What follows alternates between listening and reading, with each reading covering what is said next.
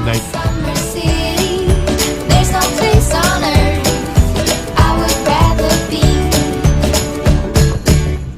Sorry, good morning, sir. Okay po. Good, answer your prayer. Sa ating day 6 sa paglilibot ng Luzon, kakaibang libre naman ang pupuntahan natin. Oldest Acacia Tree in the Philippines lang talaga ang pakay namin dito sa La Union, pero ang dami nating napuntahan na libre. Hindi makalimutan ang graduation march with the baby pa weekend. Hindi lang isa, 2 beses pa. At bonus, nakasama pa natin si Kuya Carlo na isa pang proud homeschool kid. Outdoor school promotes strong family ties, flexible schedule, and allows family to have a real-life experience through diverse learning opportunities katulad nito. Hope you learn something different today. So, see you in the next episode, 1 road trip, 1 camping site, 1 mountain hike,